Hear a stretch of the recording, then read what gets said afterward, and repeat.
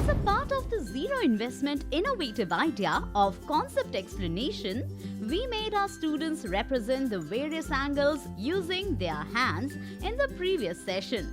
And now, as discussed, we shall use the hands of a clock to assist the students further in establishing the concept of representing angles. Also, through this activity, the students will be encouraged to brush up on their skills of reading the time. Begin by displaying a wall clock and adjust its hands to the 9 o'clock position. Inform the students to observe the hands of the clock and ask them, "What is the time according to this clock?" The students may respond by saying 9 o'clock. As the students are encouraged to respond to the questions, it will aid in developing their effective communication skills. Continue to ask them if they can guess the angle that is made by the hands of the clock.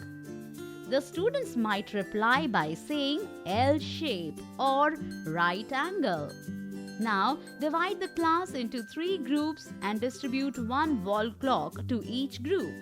Then, ask the students in a day, when do the hands of a clock make a right angle?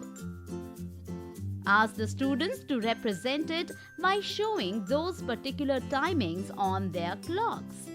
Allow the students to respond by adjusting the hands of the clock and displaying the time accordingly.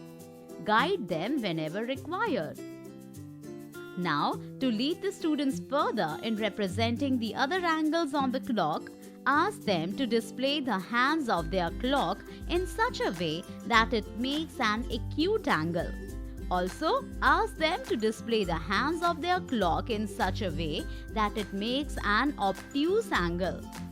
Give the students some time to represent these angles on their clock. Now that the students have a better knowledge of how the various types of angles look like, it's time for us to introduce them to the concept of measuring angles. But let's do that in the next video.